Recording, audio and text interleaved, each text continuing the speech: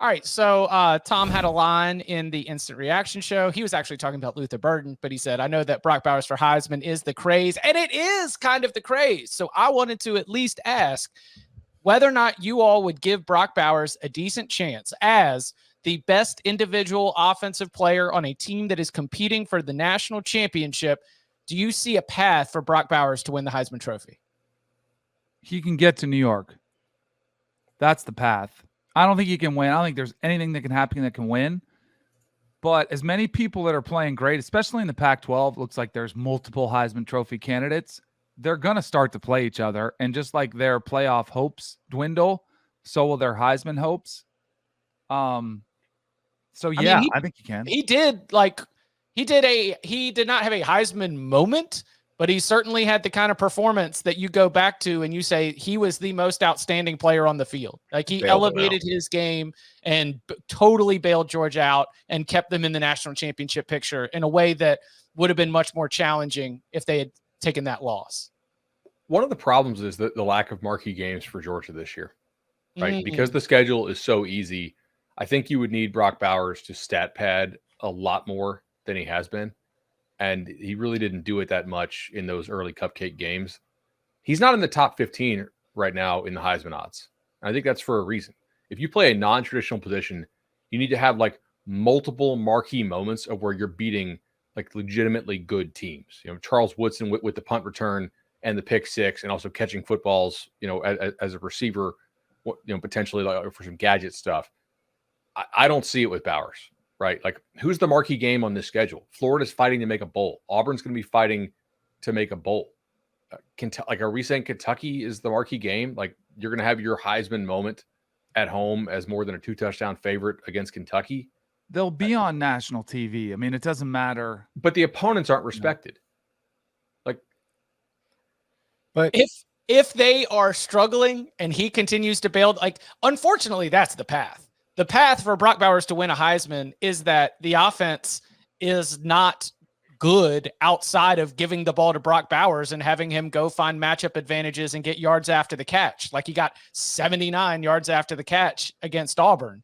That's not a good thing for Georgia. Like if you're a Georgia fan, you don't want Brock Bowers to be in the Heisman Trophy conversation because the rest of your skill players have gotten better and you're absolutely working teams instead of needing Brock Bowers to bail you out. You mentioned that Florida game. It is going to be on CBS. It is going to have a lot of eyeballs on it.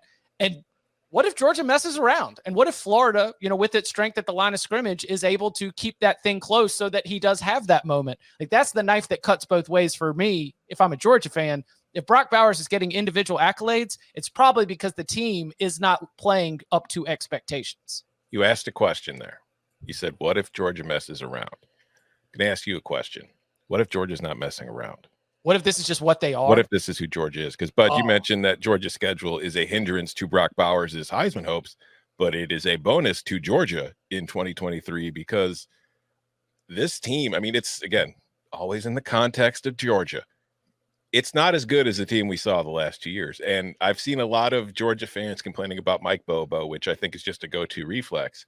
But I wrote about it this morning, and I looked into the numbers. Offensively, this team is still basically, it's not as good, but it's performing at the same kind of level in a lot of key stats that it had been the last 2 years. Where it's dropped off is a defense that in 2021 was top 5 in everything, and last year was top 5 or top 10 in everything, is now typically in the low teens and high 20s as far as where it ranks nationally. Defensively, this team is not nearly as good. And it was fine the last 2 years, but the offense was kind of just good, but not great because nobody scored on it. That's not the case this year. Like this year, Georgia's offense is being put in positions where they have to go down the field and get Brock Bowers to score because they need to come from behind or to win a game or put a game away. That hasn't been the case the last few years. This is a team that in the last 2 seasons won its SEC games by an average of 28 points. It has beaten South Carolina and Auburn by 17 points total. It's not as good.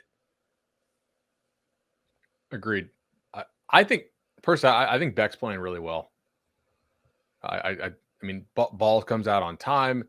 He's accurate. He's not throwing a bunch of balls that like should have been picked off. I think he had one turnover, like one pick. I think he's playing well. I think Georgia has problems blocking up front.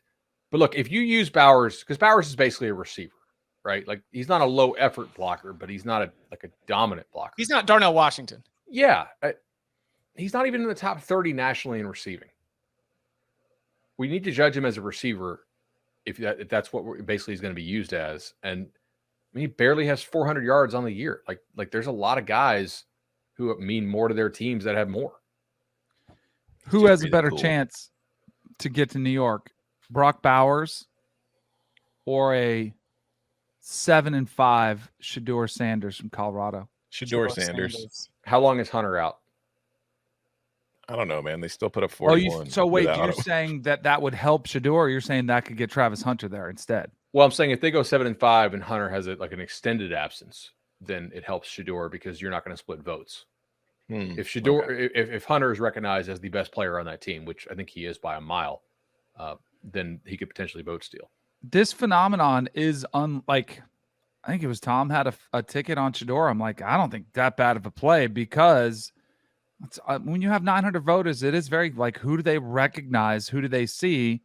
And when you have, I saw this because I was in the studio up here and they had like 12 TVs on, and one of them, like during 3:30 window, there's all these games going on. Typically ESPN would go to highlight package. Like, let's go around, bounce around. Let's do a little studio highlight.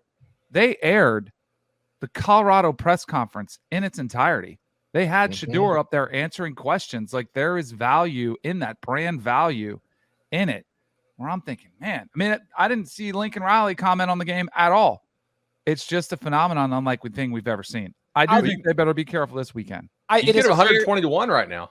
If you really believe it. I mean, here's the thing. I think he goes to New York. I don't think he can win it. 7-5, you can't win it.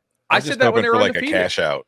It was very obvious he couldn't win. Yeah, right. Big cash out opportunity. Yeah, I think Baylor was 8-4 when Robert Griffin won it. 8-9. They were maybe 9-3. 9-3. Yeah.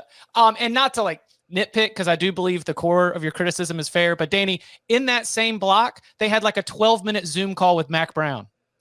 Yeah. You know, like, I mean, it was just, they were doing college football scoreboard till the 6 o'clock LSU Ole Miss game. So it's like, all right, what do we need to get through the B block? Max says he'll jump on the laptop. What do we get through the C block? We're just going to go to Boulder to get the post-game comments right there. They were doing what they could to kill time there in that time segment. Speaking of Colorado and in the Pac-12, I wanted to pose this and get y'all's thoughts.